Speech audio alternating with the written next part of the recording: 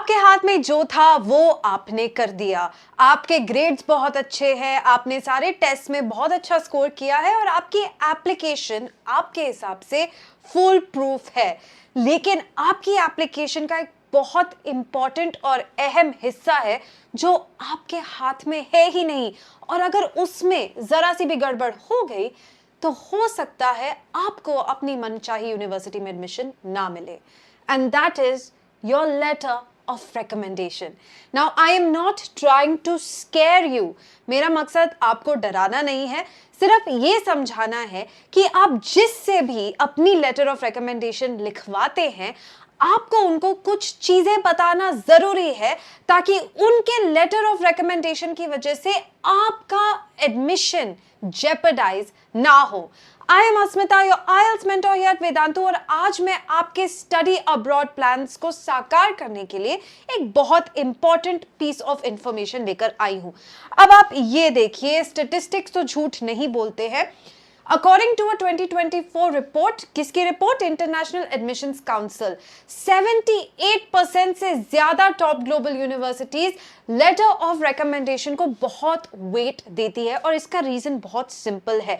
On paper आप शायद best student नजर आ रहे होंगे, but that really doesn't give the admissions council of your university any insight into what you are as a person. आप एक इंसान कैसे हो, क्या आप एक competitive environment में survive कर पाओगे? एक जगह एक स्कूल में मार्क्स लेके आना अलग बात है, वो भी एक स्किल सेट है जो ऑब्वियसली एक एकेडमिक सेटिंग में वैल्यूड है, लेकिन उसके बियॉन्ड भी बहुत सारी चीजें होती हैं जो आपको ग्लोबल स्केल में सक्सेसफुल बनाती हैं। लेटर ऑफ रिकमेंडेशन एक थर्ड पर्सन का ओपिनियन देता है इस चीज को लेके। A letter of recommendation is not just about कि ये बच्चा बहुत अच्छा है एकेडमिक्स में, it's about what you are like as a person and whether you are a good fit for that university. तो इसीलिए इतना इंपॉर्टेंस दिया जाता है LORs को। So here, grades or test scores can show what a student can do.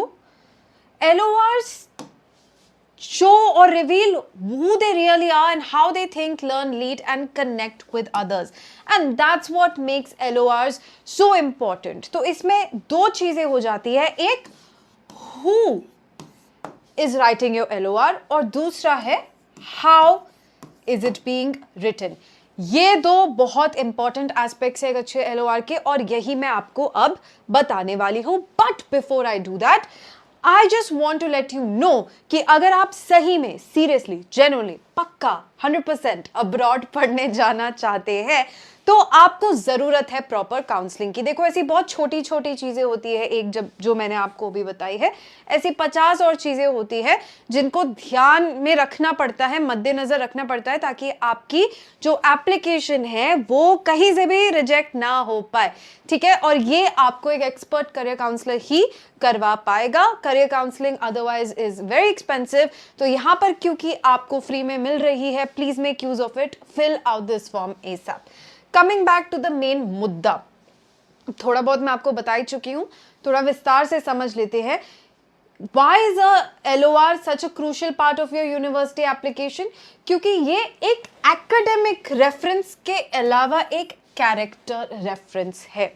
ये आपको from paper to person बनाती है in the eyes of the admissions council। उन्होंने अब तक आपको सिर्फ एक एकेडमिक टनल विजन के साथ देखा है, LOR की वजह से वो आपको as a full person with a personality assess कर सकते हैं।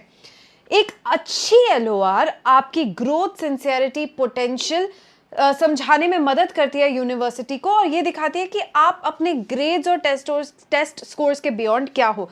देखो, अगर पूरी दुनिया सिर्फ अच्छे टेस्ट स्कोर्स के बलबूते पे चल रही होती तो रट्टा मारने वाले काफी आगे निकल चुके होते, लेकिन रियल वर्ल्ड में कंपेटिटिव सेटिंग्स में बहुत सारे अलग अलग स्किल सेट्स हैं that actually set you apart. And एक LOR एक ऐसा डॉक्यूमेंट है, ऐसा पीस ऑफ पेपर है जो उन सारे स्किल सेट्स को हाईलाइट करता है आपकी यूनिवर्सिटी एप्लीकेशन में। नाउ, कौन है वो इंसान जिसको आपका लेटर ऑफ रिकमेंडेशन लिखना चाहिए? Obviously it should be someone जो अक्लेम्ड है अपनी फील्ड में, जो माने हुए हैं, जिनके पास बहुत ज़्यादा प्रोफेशनल एक्सपीरियंस है, जिनके पास अपने पीयर्स की रिस्पेक्ट है। क्योंकि अगर वो आपके कैरेक्टर को वैलिडेट कर रहे हैं तो उनका भी कैरेक्टर वैलिडेटेड होना चाहिए। आपका बेस्ट चॉइस है आपके स्कूल के कोई टीचर जिन्होंने आपको वो सब्जेक्ट पढ़ाया है जो आप पढ़ना चाहते हैं अब्रॉड जाके। अगर बाय चांस आप मास्टर्स के लिए जा रहे हैं तो आपकी यूनिवर्सिटी का कोई प्रोफेसर जिन्होंने आपको वो सब्जेक्ट पढ़ाया है। नाउ ऑब्वियसली आप उस सब्जेक्ट के टीचर को अगर अप्रोच कर रहे हो, you need to make sure that you have developed and fostered a good relationship with that teacher, क्योंकि अगर आपका ही रिलेशनशिप उस टीचर के साथ अच्छा नहीं है तो वो आपके लिए क्यों एक अच्छी लेटर ऑफ रिकमेंडेशन लिखेंगे। तो कोई ऐसा टीचर जिन्होंने आपकी ग्रोथ जर्नी को एक्चुअली जेन्युइनली देखा है, उनसे लिखवाइए। एडिशनली आप अपने स्कूल के प्रिंसिपल या हेड ऑफ डिपार्टमेंट से भी लिखवा सकते हैं, बिकॉज ऑफ देयर स्टैचर, उनकी जो इम्पोर्टेंस है स्कूल इकोसिस्टम में, उससे उनकी लेटर के पास और वजन आ जाता है और वो और वैलिडिटी देता है आपको। बट अगेन, अगर आपका जो भी आपका लेटर ऑफ रिकमेंडेशन लिख रहा है, अगर वो आपको पर्सनली जानता है और आपकी ग्रोथ जर्नी का पार्ट रहा है, देन वो जो लेटर ऑफ रिकमेंडेशन है वो और खिलकर आएगा, वो और जेन्युइन साउंड करेगा, सिंसियर साउंड करेगा, which will make a huge difference. किसी भी रैंडम, अगर आपके मम्मी पापा की बहुत जान पहचान है तो किसी भी आपको लगता है कि रैंडम पहुंचे हुए इंसान से मैं लेटर ऑफ रिकमेंडेशन लिखवा दूंगा, तो पहली बात तो वो आपको पर्सनली जानते नहीं है, वो एज अ फेवर कर रहे होंगे ये चीज। वो एक टेम्पलेट का कॉपी पेस्ट मार के एक जेनेरिक सी LOR आपको दे देंगे जिससे आपको कोई फायदा नहीं होगा, ठीक है। Tone and style should be like a conversation between two educators, respectful first of all, obviously formal, but honest, sincere, genuine लगना चाहिए। ये नहीं कि चैट GPT से लिखवा लिया, ये नहीं कि सारे मैं 10 बच्चों के लिए LOR लिख रहा हूं तो मैंने 10 के 10 बच्चों के लिए सेम चीज लिख के दे दी। नहीं, you should approach a person who genuinely cares about you and is invested in your success, ताकि वो विस्तार से टाइम लेकर अच्छी सी LOR जो कि जेन्युइन है, सिंसियर है, AI जनरेटेड नहीं है, वो बैठकर आपके लिए लिखें। क्लीशेज अवॉइड करने चाहिए। इंस्टेड जो ऑथेंटिक ऑब्जर्वेशंस है, जो थोड़ी हटके चीजें हैं जो उन्होंने आप में नोटिस की है, वो आप उनको अर्ज करिए कि वो जेन्युइनली लिखें अपनी LOR में। अब ये कुछ की फोकस एरियाज हैं जो आप कम्युनिकेट कर सकते हैं, जिनसे भी आप लिखवा रहे हैं आप उनको बता सकते हैं कि आप ये गाइडलाइंस बेसिकली फॉलो कर सकते हैं to write an effective and good LOR। पहला फोकस एरिया है ऑब्वियसली एकेडमिक स्ट्रेंथ्स, क्योंकि आप at the end of the day पढ़ने ही जा रहे हैं बाहर, तो एकेडमिक्स फोरफ्रंट में रहना चाहिए। नाउ इसमें भी वो चीजें मेंशन करनी चाहिए जो आपके टेस्ट स्कोर से या आपके रेज्यूमे से डायरेक्टली पता नहीं लगती है, राइट। क्यों एक बच्चा स्टैंड आउट करता है? There are multiple things that a teacher और a professional notices. It's not just that कि वो एग्जाम्स में अच्छा परफॉर्म करता है। एक एकेडमिक क्यूरियोसिटी एक होती है, एक जानने की जिज्ञासा होती है, आप किस तरीके से प्रॉब्लम्स को सॉल्व करते हो, आपका माइंडसेट कैसा है। ये सारी छोटी छोटी चीज़ें एक टीचर जो आपको पढ़ा रहा है 100% नोटिस करता है, तो उनको कहिए कि आप ये सारी चीज़ें हाईलाइट ज़रूर कीजिएगा। Alright, next is work ethic. आप कामचोर अगर है भी, थोड़े से रहे भी हैं, तो ऑब्वियसली LOR में ये इंफॉर्मेशन नहीं जानी चाहिए। As a matter of fact इसका उल्टा हाईलाइट होना चाहिए कि कैसे आप लीडरशिप ले सकते हैं। कोई प्रोजेक्ट होता है तो आप कैसे उसको टाइमली कंप्लीट करते हैं, आप अपनी रिस्पॉन्सिबिलिटी लेते हैं, कभी दूसरों पे ब्लेम नहीं डालते हैं। ये सारी चीज़ें आपका वर्क एथिक दिखाता है।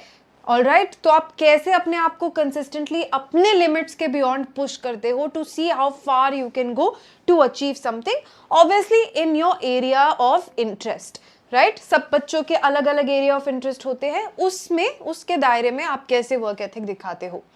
थर्ड चीज आ जाती है इनिशिएटिव एंड लीडरशिप। ये थोड़ा सा ओवरलैप करता है आपके वर्क एथिक के साथ, कि आप कितनी अकाउंटेबिलिटी, कितनी रिस्पॉन्सिबिलिटी अपने ऊपर ले सकते हैं, बिकॉज एक बहुत इंपॉर्टेंट एलिमेंट हो जाता है of people who go to these top universities. आप देखोगे कि मोस्टली वो निकल के लीडरशिप पोजीशंस में क्यों जाते हैं, क्योंकि उनको उस टाइप के एनवायरनमेंट, उस टाइप की ट्रेनिंग दी गई होती है। तो अगर आप में इन सारे चीज़ों के अर्ली साइंस हैं, अर्ली लक्षण हैं, तो उनको ज़रूर हाईलाइट कीजिएगा अपनी LOR में।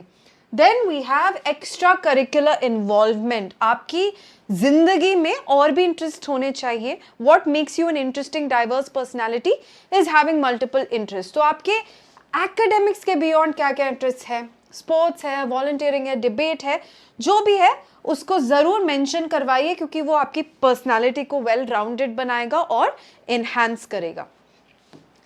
And then we have character and integrity. क्या आप बेसिक लेवल पे ट्रस्टवर्दी हैं? आपको कोई रिस्पॉन्सिबिलिटी दी जाए तो क्या आप उसको निभाएंगे? क्या आप पर डिपेंड किया जा सकता है? क्या अगर कभी आपसे कोई गलती हुई तो आप उसको कबूल करके आगे मेहनत करके बढ़ते हैं और मेक श्योर करते हैं कि वो गलती आपसे दोबारा ना हो? All of this shows character and integrity. Also, how are you with others? Do you uplift the people around you or do you put them down? Obviously, you should be uplifting them, and these things should be mentioned in your LOR. All right? And finally, we have future potential. कि आगे जाकर क्या ऐसी expectations है, क्या ऐसे hopes हैं आपसे, keeping your personality in mind. तो अगर आपके LOR में जो भी लिख रहा है वो ये कॉन्फिडेंस दिखाएगा कि ये आगे जाकर बहुत कुछ कर सकती है या कर सकता है, then that will do wonders for your LOR. आप ask them to connect your strengths directly to the subject. अब इसमें ज़्यादा वेग होने की ज़रूरत नहीं है। एग्जैक्टली आपको पता है आप क्या पढ़ने जा रहे हैं, आपके जो रिकमेंडेशन लेटर लिख रहे हैं उनको पता है आप क्या पढ़ने जा रहे हैं, तो keep it specific to that, वो फील्ड ऑफ स्टडी में। एंड आपका एम्बिशन, अडेप्टेबिलिटी और मोटिवेशन को ज़रूर एम्फसाइज करें वो लेटर ऑफ रिकमेंडेशन में, ताकि आपका जो फ्यूचर पोटेंशियल है वो निखर के खिलकर सामने आए। So what makes a letter of recommendation stand out? General praise नहीं है सिर्फ कि भाई तारीफ, ना ही मैंने तारीफों के पुल बांध दिए, ना ही मैंने कुछ जेनेरिक सी चीज़ें जो लिखी रहती हैं इधर उधर इंटरनेट पे वो लिख दी है। नहीं, I have crafted a letter specifically for this person, कि अगर मैं नाम हटा दूं और आपको जानने वाला कोई LOR पढ़े तो उसको पता चल जाए कि ये आपके बारे में लिखी गई है। It should be very tailored, very catered, और वो it should not be false praise कि मेरे को तारीफ करनी है तो तारीफ करने के लिए मैंने वेगली कुछ भी लिख दिया है। नहीं, it should be very tied to who you are with examples कि आपने क्या क्या किया है ऐसा क्लास में जिस वजह से मुझे ऐसा लगता है। It must balance academics with personality, curiosity, team work, responsibility, ये सारे ट्रेट्स भी मेंशन्ड होने चाहिए। अब कुछ कॉमन मिस्टेक्स जो हमें अवॉइड करनी है LOR में, कभी भी एक टेम्पलेट को कॉपी पेस्ट नहीं करना है। हमेशा जो LOR है वो हाईली पर्सनलाइज्ड होना चाहिए, ये मैं ऑलरेडी आपको बता चुकी हूँ। सिर्फ एकेडमिक्स या अटेंडेंस जैसी बातें नहीं करनी है। LOR का पॉइंट ही ये है कि वो आपकी पर्सनैलिटी को खिलकर सामने पेश करे, तो वो ज़रूर होना चाहिए। ज़्यादा एडजेक्टिव्स नहीं होने चाहिए विदाउट सपोर्टिंग एग्जाम्पल्स। अब मैंने तारीफ पे तारीफ, तारीफ पे तारीफ कर दी, but I have no proof, उससे भी वो वैलिडिटी नहीं आती है, क्रेडिबिलिटी नहीं आती है। तो make sure examples, real examples are added, और इन्फॉर्मेशन वो वाली रिपीट नहीं करनी है जो ऑलरेडी आपकी एप्लीकेशन का पार्ट है। LOR शुड प्रोवाइड हटके इन्फॉर्मेशन, ठीक है। So these are some things to keep in mind. ये आपकी क्विक चेकलिस्ट है।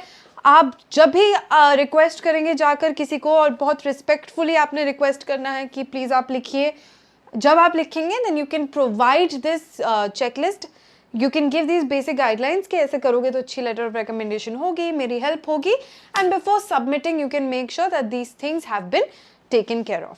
That's it from me today. If you liked this advice, make sure to subscribe to the video. Subscribe to the video, nahi, subscribe to the channel. Like the video, share it with your friends, and अपने Telegram में follow कर लीजिएगा so that you get all your updates. And take care of yourselves. This journey is going to be difficult but highly rewarding. So don't give up, stay motivated, and I will see you soon. Bye bye.